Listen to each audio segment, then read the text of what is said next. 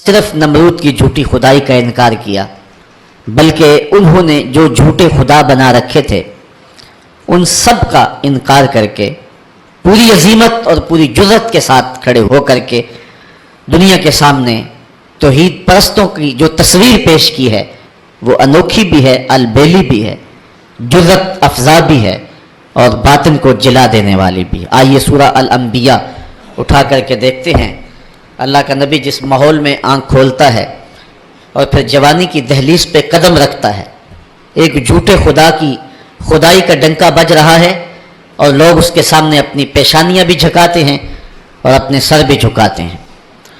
حضرت ابراہیم جب بلوغت کی عمر کو پہنچتے ہیں، وَلَقَدْ آتَيْنَا إِبْرَاهِيمَ رُشْدَهُ مِنْ قَبْلُ، اللہ ارشاد فرماتا ہے اور یقیناً ہم نے مرحمت فرمائی تھی ابراہیم کو ان کی دانائی اس سے پہلے، وَكُنَّا بِهِ عَالِمِينَ، اور ہم ان کو خوب جانتے تھے۔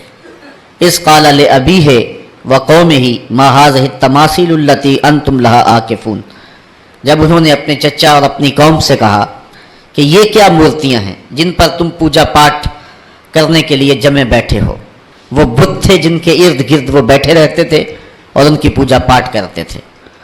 قالوا وجدنا آباءنا لها عابدین، تو انہوں نے جو دلیل دی وہ یہ تھی کہ ہم نے اپنے آباء و اجداد کو ایسے کرتے ہوئے دیکھا ہے۔ قال لقد کنتم انتم وآباؤکم فی ضلال مبین، حضرت ابراہیم علیہ السلام بولے بے شک تم اور تمہارے آباء و اجداد سارے گمراہی میں ہو۔ قالوا اجئتنا بالحق ام انت من اللاعبین، کہنے لگے آپ کوئی ہمارے پاس سچی بات لے کر آئے ہیں یا یوں ہی ہم سے دل لگی کر رہے ہیں۔ قال بل ربکم رب السماوات والارض، حضرت ابراہیم علیہ السلام نے کہا کہ یہ تمہارے معبود نہیں ہیں، تمہارا معبود وہ ہے جو زمین و آسمان کا رب ہے، الذی فطرہن، جس نے ان کو پیدا کیا ہے، وانا علی ذالکم من الشاہدین، اور میں اس صداقت پر گواہی دینے والوں میں سے ہوں۔ وَتَاللَّهِ لَأَكِيدَنَّ أَصْنَامَكُمْ بَعْدَ أَن تُوَلُّوا مُدْبِرِينَ، وہ ایک میلہ منعقد کیا کرتے تھے شہر سے باہر اور کچھ دن وہاں گزار کر کے آتے۔ عادت ان کی یہ تھی کہ جب وہ میلے پہ جاتے تو پہلے بتوں کے استہانوں میں حاضر ہوتے اور وہاں ان کے سامنے جا کر کے اقسام کی مختلف رنگوں کی مٹھائیاں رکھتے اور پھر وہاں سے وہ میلے میں جاتے۔ جب واپس پلٹتے تو سب سے پہلے وہ اپنے بت قدوں میں آتے اور اپنے بتوں کو سلام کرنے کے بعد پھر اپنے گھروں کو پلٹتے۔ ہمیں جو طریقہ دیا گیا ہے، میرے اور آپ کے آقا و مولا جب بھی کبھی سفر پہ تشریف لے جاتے تو حضور سب سے آخری منزل مسجد کو رکھتے تھے۔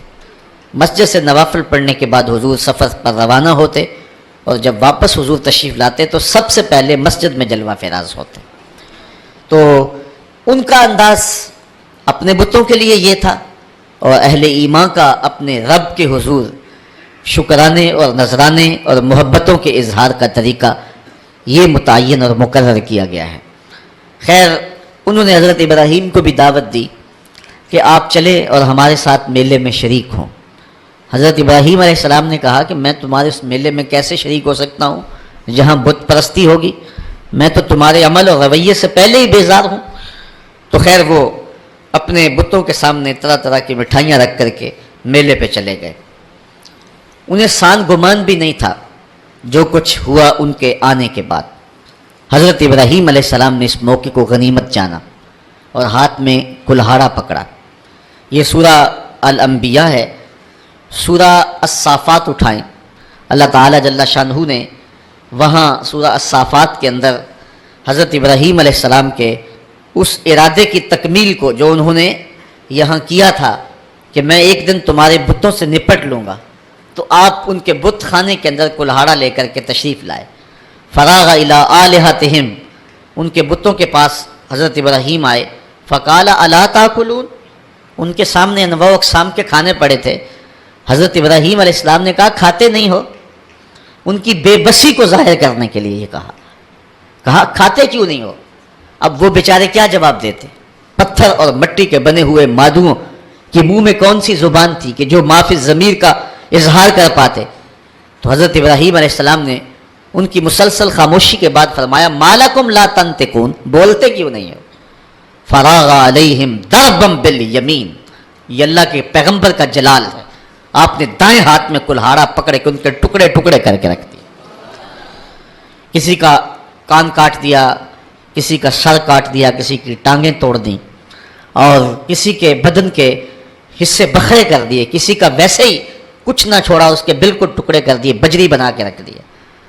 لیکن ان کا جو بڑا بت تھا اس استحان کے اندر، اس کو کچھ نہ کہا اور کلہاڑا اس کے کندھے پہ رکھ دیا۔ اب قرآن مجید میں یہاں سورہ انبیاء میں جو اس واقعہ کو بیان کیا ہے وہاں انداز دیکھیے، آپ نے فرمایا وَتَاللَّهِ لَأَكِيدَنَّ أَصْنَامَكُمْ بَعْدَ أَن تُوَلُّوا مُدْبِرِينَ، جب تم پلٹ کے پیٹھ پھیرتے ہوئے آؤ گے تو میں تمہارے بتوں کے ساتھ جو ہے کوئی سلوک کروں گا، ان کا بندوبست کر لوں گا۔ فَجَعَلَهُمْ جُزَازًا، تو پس آپ نے ان کو ریزہ ریزہ کر ڈالا، إِلَّا كَبِيرًا لَهُمْ، لیکن جو ان کا بڑا بت تھا حضرت ابراہیم علیہ السلام نے اس کو کچھ نہیں کہا۔ یہ نہیں کہ اس پر غصہ نہیں تھا، بلکہ ایک حکمت تھی، اس قوم کو رسوا کرنا تھا اور اس قوم کو لاجواب کرنا تھا، ان کے سامنے ان بتوں کی حیثیت رکھنی تھی، تو حضرت ابراہیم علیہ السلام نے بڑے بت کو کچھ نہیں کہا۔ لعلہم الیہ یرجعون، تاکہ وہ لوگ اس افتاد کے بارے میں اس کی طرف رجوع کریں۔ اب قوم جب واپس آئی تو معمول ان کا یہی تھا کہ وہ پہلے بت خانے میں آیا کرتے تھے، جب وہ بت خانے میں داخل ہوئے تو عجیب تماشا دیکھا کہ جن بتوں سے وہ مرادیں مانگا کرتے تھے، جن سے بارش کی دعائیں کیا کرتے تھے، اور جن کے ساتھ ان کی حکومت، سیاست، ان کا معاش، ان کی معاشرت وابستہ تھی، ان کے حصے بکھرے پڑے ہوئے دیکھے اور ان کی ٹانگیں ٹوٹی ہوئی دیکھی تو بہت پریشان ہوئے۔ قالوا من فعل هذا بآلهتنا انه لمن الظالمین، کہنے لگے ہمارے ان خداؤں کے ساتھ یہ سلوک کس نے کیا ہے؟ جس نے یہ کام کیا ہے وہ ظالموں میں سے ہے۔ غصے سے پیچو تاب کھانے لگے کہ برا حال ہوا ہے، دھڑم تختہ کر کے رکھ دیا اور ان کے جسم کے ٹکڑے بکھرے ہیں بت خانے کے اندر، مٹھائیاں بکھری ہوئی ہیں، پلیٹیں بکھری ہوئی ہیں، تو کہنے لگے یہ کسی نے بہت برا کیا، سخت ظلم کیا ہے، زیادتی کی ہے۔ قالوا سمعنا فتى يذكرهم يقال له ابراہیم، کہنے لگے چند آدمیوں نے ان لوگوں میں سے کہا ایک نوجوان کو سنا ہے جو ان بتوں کا ذکر برائی سے کرتا ہے، اس کا نام ابراہیم، ورنہ اس بڑے ماحول میں ان بتوں کے ساتھ یہ سلوک بھلا کون کر سکتا ہے؟ ان بتوں کی ہیبت سے سارے خائف ہیں۔ ایک بندہ ہے اس پورے معاشرے کے اندر جو جرأت کے ساتھ ان بتوں کے خلاف بولتا ہے، اس کو ابراہیم کہتے ہیں، یہ سب کچھ اسی کا کیا دھرا ہوگا۔ قالوا فاتوا به علی اعین الناس لعلهم یشهدون، کہنے لگے پھر پکڑ کر لاؤ اسے سب لوگوں کے سامنے، لوگوں کے روبرو وہ اس کے متعلق کوئی شہادت دیں۔ جن لوگوں نے اس شخص کو، ابراہیم کو، ان بتوں کی برائی بولتے ہوئے دیکھا ہے، وہ کہیں کہ واقعی یہ بتوں کا مخالف ہے اور یہ الزام ہم اس پہ لگائیں کہ اس نے یہ کیا ہوا ہوگا اور پھر اس کو سزا دیں۔ حضرت ابراہیم علیہ الصلوۃ والسلام لے آئے گئے اور ان کو پکڑ کر کے گرفتار کر کے جو ہے وہ بادشاہ کے دربار میں حاضر کر دیا گیا۔ آیان سلطنت بھی بیٹھے ہیں، وزراء بھی بیٹھے ہیں، مشیر بھی بیٹھے ہیں، خود نمرود بھی بیٹھا ہے، پجاری بھی، اور ان استحانوں کے اور ان بت خانوں کے پروہت بھی بیٹھے ہوئے ہیں، منتیں ماننے والے، دعائیں مانگنے والے، ان کو اپنا معبود سمجھنے والے، اپنی پیشانی ان کے چرنوں میں رکھنے والے سارے بیٹھے ہیں اور اپنے بتوں کی بدحالی پہ پیچ و تاب کھا رہے ہیں۔ سارا غصہ حضرت ابراہیم پر آیا اور حضرت ابراہیم علیہ السلام کو بلا کر کے لوگوں کے سامنے نمرود اپنی پوری تمکنت کے ساتھ، پورے رعب اور شاہی جلال کے ساتھ اور پورے غرور اور دبدبے کے ساتھ اس مجلس میں موجود ہے۔ ہزاروں کا یہ اجتماع ہے، اللہ کی توحید کا ایک واحد پرستار حضرت ابراہیم اس ماحول میں ان کو پکڑ کے لایا جاتا ہے۔ قالوا اانت فعلت ھذا بآلہتنا یا ابراہیم، ایک دم چھٹ پڑے، بولے اے ابراہیم ہمارے ان بتوں کے ساتھ، ہمارے ان خداؤں کے ساتھ یہ سلوک تم نے کیا ہے؟ پھر حضرت ابراہیم نے کیا جواب دیا؟ قال بل فعلہ کبیرہم ھذا، ان کے بڑے نے کیا ہوگا، اسلحہ تو اس سے برآمد ہو رہا ہے نا، یہ آپس میں لڑ پڑے ہوں گے، یہ کہہ رہا ہوگا کہ تم چھوٹے میری خدائی میں کیوں شریک ہو، تو اس بڑے نے کیا ہوگا۔ پھر آگے فرمایا فَاسْأَلُوهُمْ إِن كَانُوا يَنْطِقُونَ، اچھا یہ نہیں بتاتا تو جن کے ساتھ یہ قیامت ٹوٹی ان سے پوچھ لو کہ تمہارے ساتھ یہ قیامت کس نے توڑی، یہ اپنے دکھ کی بپتا خود سنائیں نا، اپنی داستان سرائی خود کریں. ان کے ساتھ یہ قیامت کس نے توڑی، کس نے ظلم کیا ان کے ساتھ؟ پہلے تو کلہاڑا جس سے برآمد ہو رہا ہے، ان کا جو بڑا ہے اس نے کیا ہوگا. حالات کرینہ حالیہ جو ہے وہ یہ بتا رہا ہے کہ سارے بت جو ہیں وہ قتل کر دیے گئے، بڑے کے پاس جو ہے وہ اسلحہ ہے اور وہ بچ گیا، اس کو خراش تک نہیں آئی. یقیناً ان کی آپس میں کوئی لڑائی ہو گئی ہوگی، اس بڑے نے چھوٹوں پہ حملہ کر دیا اور ان کے ٹکڑے ٹکڑے کر کے رکھ دیا اور خود سلامت رہا. تو اس نے کیا ہوگا. اچھا اگر اس نے نہیں کیا ہے تو یہ نہیں بتا رہا، تو چلو جن کے ساتھ یہ قیامت ٹوٹی ہے ان بیچاروں سے پوچھ لو تمہاری ٹانگیں کس نے کاٹ دی، تمہارے سر کس نے توڑ دیے، تمہارے کان کس نے کاٹ دیے، تمہاری ناک کس نے توڑ دی. حضرت ابراہیم علیہ السلام کے لفظوں کی کاٹ کلہاڑے کی کاٹ سے بھی زیادہ تھی. اللہ اکبر. اللہ کا نبی بول رہا ہے اور نمرود کا دربار ہے، سارے مخالف ہیں، بتوں کے ماننے والے اور ان کو اپنا معبود برحق سمجھنے والے. ایک جوان اللہ کی توحید کا واحد پرستار میدان عمل میں کھڑا ہے. حضرت ابراہیم علیہ السلام نے ذرا لفظوں کی کاٹ دیکھیے اور حضرت ابراہیم کا لہجہ دیکھیے. کالا بل فعلہ کبیرہم ھذا، ان کے اس بڑے نے کیا ہوگا. فاسألوہم، اب کوئی وقفہ دیے بغیر، فا تاکیبیہ ہے اور سما اور فا میں فرق یہ ہے کہ جب سما بولا جاتا ہے تو اس میں تاکیب فی الفور نہیں ہوتی، اور جب فا عربی میں بولا جاتا ہے تو اس میں تاکیب فی الفور ہوتی ہے. یعنی ان کو وقفہ دیے بغیر ایک حملے کے اوپر دوسرا حملہ کیا. فاسألوہم، ان سے پوچھ لو. اور پھر بتوں کی بے بسی کو بھی ساتھ بیان کر کے فوراً کہا ان کانوا ینطقون، اگر یہ بولتے ہیں تو اپنی دکھ کی کہانی بیان کریں، اپنے درد اور اپنے دکھڑے کو بیان کریں کہ یہ قیامت ان پر کس نے توڑی ہے. فرجعوا الی انفسہم، پھر وہ اپنے اندر پلٹے. ضمیر تو ہوتا ہے، اندر سے آواز تو آتی ہے، پھر وہ اپنے ضمیر کی طرف پلٹے. فقالوا انکم انتم الظالمون، اور پھر بولے بے شک تم خود ہی ظالم ہو. ان سے توقعات وابستہ کیے ہوئے ہو جو اپنے وجود کی سلامتی اور اپنے وجود کی بقا کی ضمانت بھی نہیں دے سکتے، اور پھر ان کے اوپر حملہ آور ہو تو دفاع بھی نہیں کر سکتے. دفاع تو دور کی بات ہے، اپنے دکھ کی کہانی بھی نہیں سنا سکتے. ان پر ظلم کس نے کیا اس بپتا کو بھی نہیں کہہ سکتے.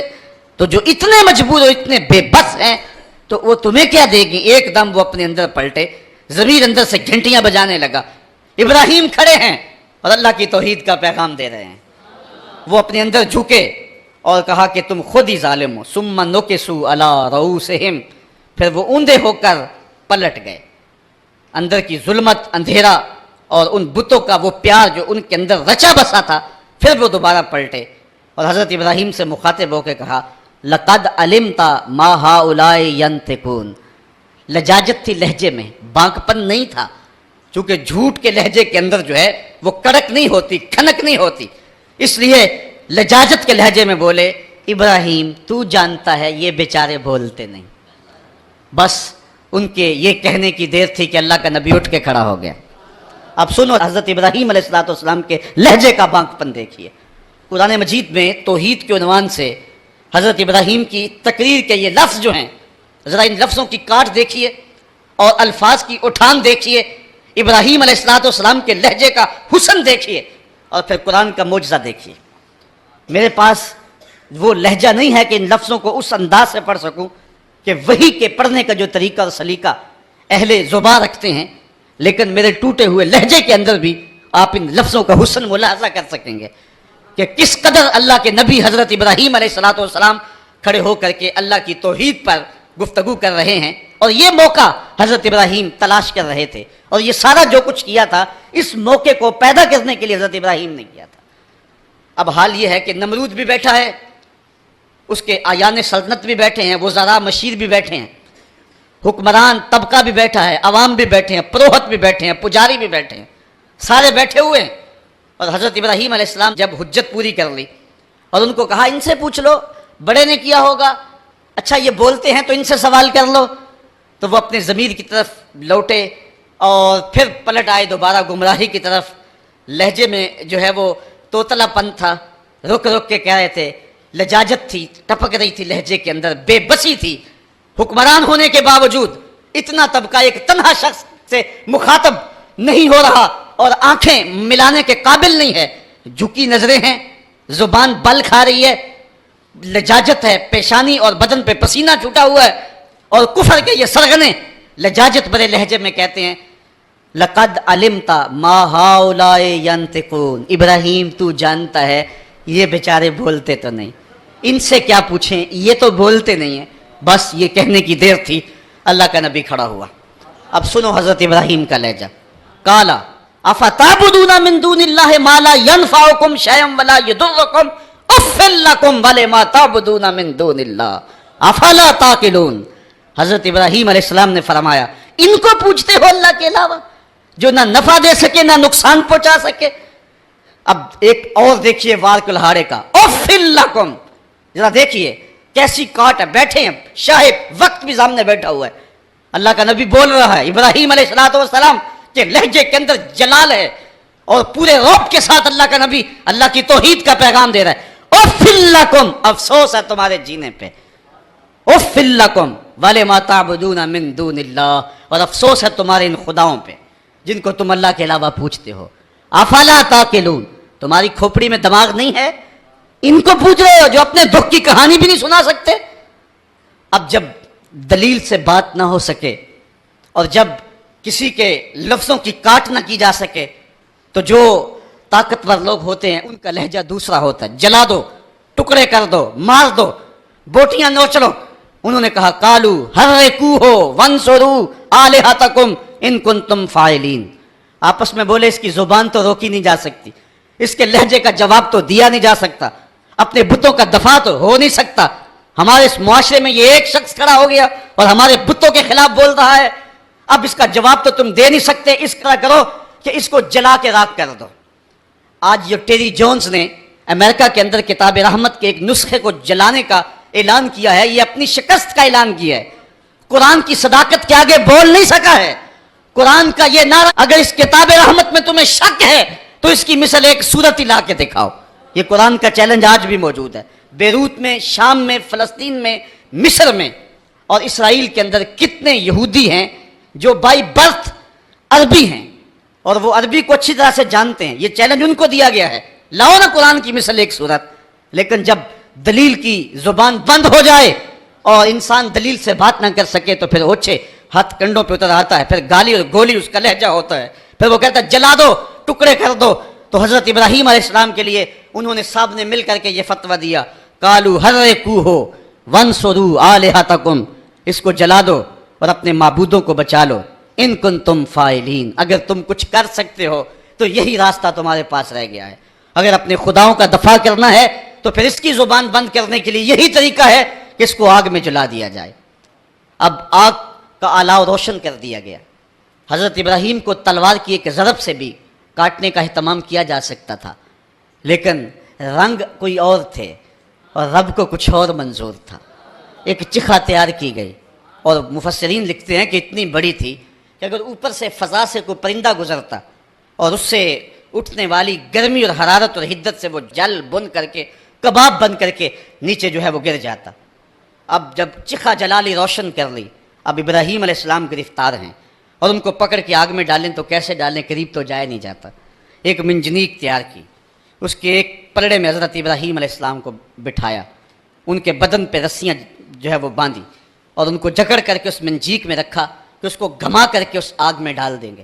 جب منجیق کو گھمایا جانے لگا، کارکنان قضا و قدر میں کوہرام مچ گیا، مالک اس دھرتی پہ تیرا ایک ہی تو پرستار ہے، تیرا ایک ہی تو پوچھنے والا ہے، اگر یہ بھی نہ رہا تو پھر تیری توحید کا اعلان کون کرے گا؟ لیکن فطرت مسکرا کے کچھ اور کہہ رہی تھی، فانوس بن کے جس کی حفاظت ہوا کرے، وہ شمع کیا بجھے جسے روشن خدا کرے۔ حضرت ابراہیم علیہ السلام اس منجیق میں ڈال لیے گئے۔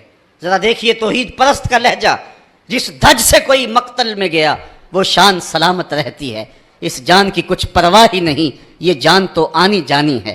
ابراہیم علیہ السلام کے بارے میں ان کا خیال تھا کہ جب جلتی ہوئی آگ کے بھڑکتے ہوئے شعلے دیکھیں گے تو اپنے موقف سے رجوع کر لیں گے، لیکن جن کے اندر چراغے توحید روشن ہو، بھلا وہ ان بھڑکتے ہوئے شعلوں کو خاطر میں کیسے لاتے ہیں؟ حضرت ابراہیم علیہ السلام چرخی میں بیٹھے اور جب اس چرخی کو گھمایا گیا، حضرت جبریل امین حاضر ہو گئے۔ عرض کہی، اے ابراہیم، میں اللہ کے ہاں قرب خاص رکھتا ہوں اور میرا آنا جانا سدرہ تک ہے، اگر اللہ سے کچھ کہنا ہے تو مجھے کہیے، میں اللہ کی بارگاہ میں عرض کر دیتا ہوں۔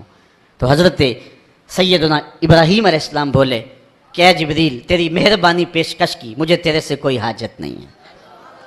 जिब्रील ने अर्ज़ की कि अच्छा चलो अपने रब से खुद ही अर्ज़ कर लीजिए, इस मुश्किल और आड़े वक्त में आपकी हिफाजत की जाए। आपकी हिफाजत इस काज की हिफाजत है, आपका बच जाना दीन इस्लाम का बच जाना है, इसलिए आप खुद अर्ज़ कर लीजिए।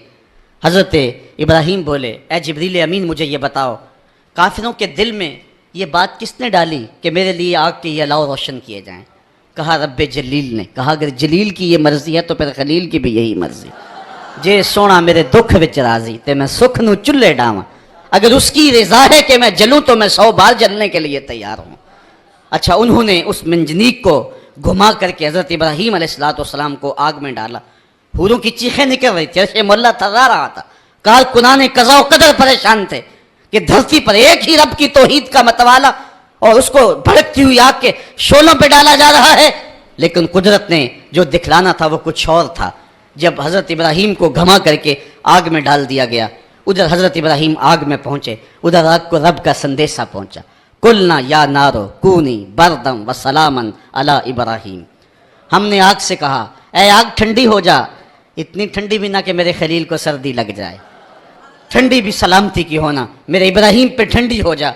हज़रत इब्राहीम अलैहिस्सलाम उस आग में आ गए। बाहर तो भड़कते हुए शोले थे, अंदर जन्नत की हवाएं चल रही थी। एक दिन नहीं, 2 दिन नहीं, 40 दिन तक अल्लाह का खलील उस आग में रहा है। 40 दिन तक हज़रत खलीलुल्लाह उस आग के अंदर रहे। अंदर गुलजार बना हुआ था, जन्नत का माहौल था, फिरदौस की जो है वो बहारें थीं और बाहर आग जल रही थी। बाहर कोई जाता तो वो दूर से भाग आता।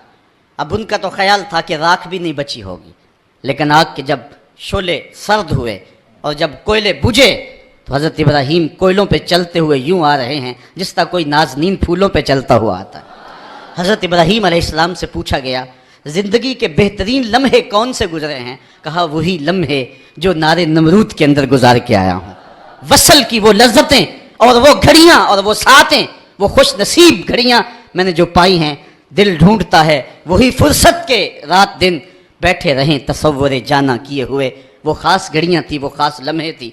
अब इकबाल का लहजा यहाँ देखिए, पुख्ता होती है मसलहत अंदेश हो अकल, इश्क मसलहत अंदेश हो तो है काम अभी, बेखतर कूद पड़ा आतिशे नमरूद में इश्क, अक्ल है महवे तमाशाए लबे बाम अभी।